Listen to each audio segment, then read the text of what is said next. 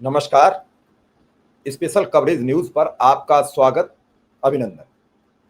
दिल्ली के हादसे से मन दुखी है। इस हादसे ने मन को व्यथित कर दिया है। मृतकों की चीत्कार, मृतकों के बिखरे शव के टुकड़े ये बयां कर रहे थे कि अब हम इस दुनिया से जा चुके हैं। शाम 6:55 तक सब कुछ यथावत चल रहा था। 6:57 पर सुभाष पार्क मेट्रो की वो रेड लाइट, वहां एक गाड़ी में विस्फोट होता है जो हरियाणा की थी, हरियाणा राज्य में रजिस्टर्ड थी, गुड़गांव का रजिस्ट्रेशन था। आदिल नाम के एक शख्स के नाम से वो गाड़ी थी और उस गाड़ी में आत्मघाती दस्ता था। उस दस्ते ने ये गाड़ी को छोड़ा, टकराया, उसी लाल बत्ती पर यह विस्फोट हो गया। विस्फोट की आवाज भयानक थी। आसपास की दुकानों के, ऑफिस के शीशे टूट गए, दरवाजे चटक गए और 300 मीटर तक लोगों में अफरा तफरी का माहौल हो गया। घायलों में भगदड़ मच गई। कई चश्मदीदों की बात सुनाएंगे, पूरी अब तक की आई सूची दिखाएंगे, बताएंगे, एक एक नाम बताएंगे। आखिर इस सब के पीछे क्या मंशा थी? दिन में हरियाणा में एक विस्फोटक पदार्थ पकड़ा जाता है, एक AK-47 असॉल्ट राइफल पकड़ी जाती है और उसके बाद हाई अलर्ट की घोषणा हो जाती है। पुलिस कितनी हाई अलर्ट पर थी? क्या जांचें चल रही थी? क्या सघन तलाशी हो रही थी? इस सवाल ने सबको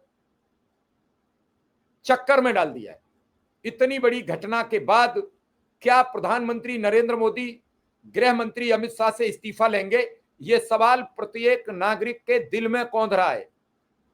बीते कई दिनों तक गृह मंत्री बिहार के चुनाव में डेरा डाले हुए थे। वहां से बार बार ये खबरें आ रही थीं कि उनके होटल के CCTV कैमरे पेपर से ढके गए। इस दौरान वो किन किन लोगों से मिले, किस किस से उन्होंने बातचीत की, अब कई सवाल मीडिया में घन घना रहे हैं।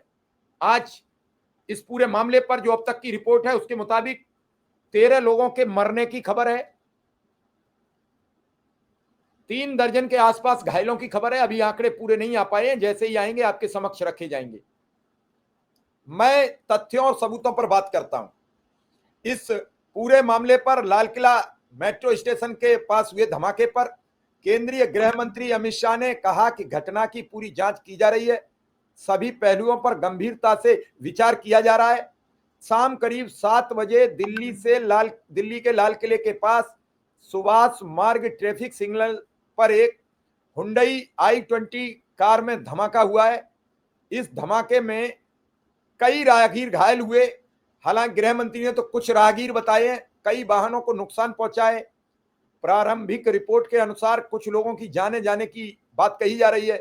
उन्होंने आगे कहा कि धमाके की जानकारी मिलते ही 10 मिनट के भीतर Delhi crime branch, special branch की टीमें मौके पर पहुंच गई। उसके बाद NSG, NIA, FSL की टीमों ने पहुंचकर मौके पर जांच शुरू कर दी है। आसपास लगे सभी CCTV कैमरों की फुटेज खंगालने के आदेश दिए हैं। अमित शाह ने बताया कि दिल्ली पुलिस आयुक्त और स्पेशल ब्रांच के प्रमुख से बात की गई है, जो दोनों वर्तमान मौके पर है। मैं ये जानना चाहता हूं कि दिल्ली में रहने वाले लोगों की जिम्मेदारी किसकी?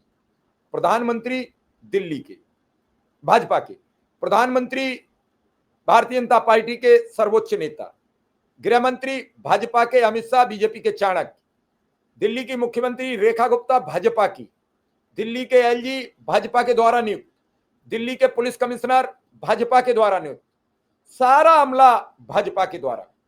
फिर यह हादसा की जिम्मेदारी कौन लेगा? गृह मंत्री इस्तीफा कब देंगे? बार बार उनके टाइम में घटनाएं हो रही। अभी तो बेसरन की हुई थी उसकी, अभी तो हमने चिताएं भी ठंडी नहीं हुई हैं। वो चिताएं ठंडी नहीं हुई। उस समय कहा गया कि जब भी कोई पाकिस्तान या आतंकवादी हमला होगा हम हमला करेंगे। तो क्या देर रात 12 बजे तक पाकिस्तान पर ऑपरेशन सिंदूर 2 की कवायद शुरू हो जाएगी? क्या होगा? ये बड़े सवाल हैं। इस पर कांग्रेस सांसद राहुल गांधी ने भी कहा है कि दिल्ली के लाल किला मेट्रो स्टेशन के पास हुए कार विस्फोट की खबर बेहद दर्दनाक और चिंताजनक है। इस दुखद हादसे में कई निर्दोष लोगों की मृत्यु का समाचार अत्यंत दुखद है। इस दुख की घड़ी में प्रियजनों को खोने वाले शोक संतप्त परिवारों के साथ खड़ा हूं, उनके प्रति अपनी गहरी संवेदनाएं व्यक्त करता हूं। सभी घायलों के जल्दी स्वस्थ होने की कामना करता हूं। गृह मंत्री ने किया है, प्रधानमंत्री ने किया है, सभी लोग इस पर शोक संवेदना व्यक्त कर रहे हैं। धमाका लाल किला मेट्रो स्टेशन के गेट नंबर 1 के पास हुआ है। चश्मदीदों ने बताया कि धमाके की आवाज इतनी तेज थी। एक चश्मदीद ने बताया कि मैं अपनी दुकान में बैठा था, इतनी तेज धमाका हुआ, मैं अपनी कुर्सी से गिर पड़ा। जिंदगी में इतना भयानक धमाका हमने कभी नहीं सुना था। वहीं दूसरे चश्मदीद राजधर पांडे ने बताया कि वो घर पर था, छत पर गया, देखा कि लपटें आसमान छू रही थी, आग इतनी भीषण थी, चारों तरफ अफरा तफरी मची हुई थी।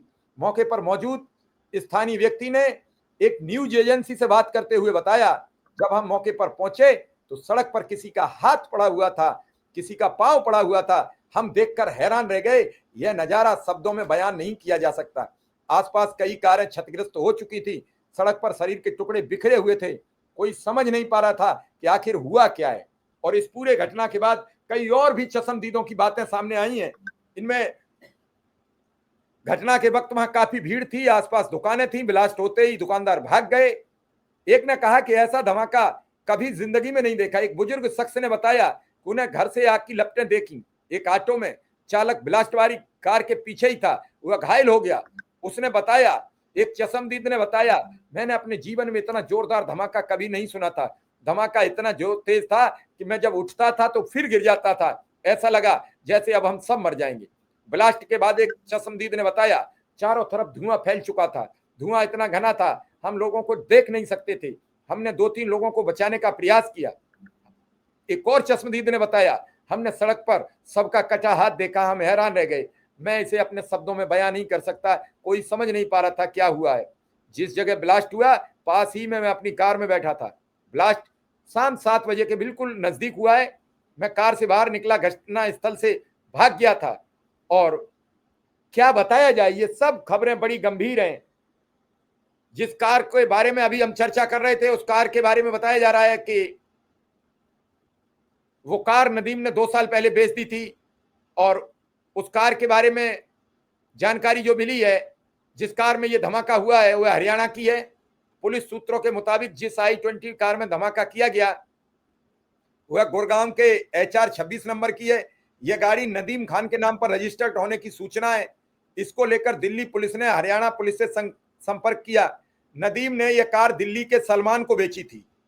अब फॉरेंसिक टीम घटनास्थल पर पहुंच चुकी है। अमित शाह ने कहा है कि धमाके में 8 लोगों की मौत की वजह का जल्द पता करेंगे। अब अमित शाह ने यह स्टेटमेंट दे दिया है कि मौत 8 लोगों की हुई है। अब देखा जाएगा क्या घटनास्थल की ओर रवाना होगा या अमित शाह अस्पताल से निकलकर घटनास्थल पर पहुंच रहे हैं। क्या इस घटना में इन लोगों की जिनकी जान गई है उनके प्रति अब क्या होगा, देखना और समझना बेहद जरूरी है।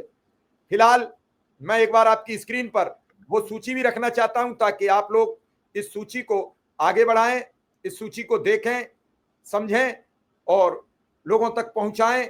ये आपकी नैतिक जिम्मेदारी है।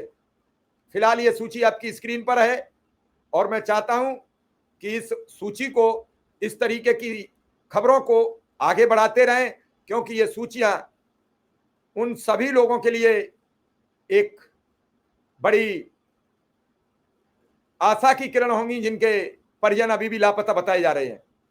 मेरा मानना है कि इस तरीके की जानकारी, इस तरीके की बातें लोगों के बीच आए, लोगों के मध्य आए, लोग समझें कि आखिर क्या हुआ, इसकी वजह क्या है, इसके पीछे कौन लोग हैं, सब चीजें धीरे धीरे सामने आए। मैं भारत की सरकार से यही उम्मीद और अपेक्षा रखता हूं, इस घटना की जांच होनी चाहिए, ईमानदारी से दोषियों के खिलाफ सरकार की कार्रवाई होनी चाहिए। ये अब तक 28 लोगों की सूची आ चुकी है और भी सूची होगी। ये जो अननोन है इनके बारे में मौत हो गई है पता नहीं है, एक 30 साल का, एक 28 साल का, एक 35 साल का है। इन लोगों के 3 की ये अननोन है जिनकी मौत हुई है। 3 इस पेपर में हो गए, 2 अननोन यहाँ डेड हैं, 5 हो गए, 2 अननोन डेड यहाँ हैं। एक की अशोक कुमार सनोप जगवंत सिंह, यानी मतलब 5 और 2 7 मौतें हो गई। और 7 मौतों के बाद ये एक 8वीं मौत है, ये भी अननोन है। हमने कहा था मरने वालों को क्या अब पता लगेगा, तो अभी तक 8 मौतों की घोषणा हो चुकी है। देखेंगे, चलिए जैसे जैसे अपडेट मिलती जाएगी हम आपके समक्ष वो सारी अपडेट लेकर हाजिर रहेंगे। फिलहाल दिल्ली दहल गई है। हमें उम्मीद है कि प्रधानमंत्री जी जरूर पूछेंगे गृह मंत्री से कि ये कौन सी कमी रह गई, जबकि इस पर कई चीजें सामने हैं। दिन में एक विस्फोटक पदार्थ हरियाणा में पकड़ा जाता है, उस विस्फोटक के बाद भी हरियाणा की नंबर की गाड़ी से ये दिल्ली में धमाका हो जाता है। कई लोग इस पर कई सवाल खड़े कर रहे हैं। 11 रात के बज रहे हैं, हम ये प्रोग्राम कर रहे हैं, सुबह 7 बजे से बिहार में मतदान है। तरह तरह की बातें लोगों के दिमाग में आ रही हैं।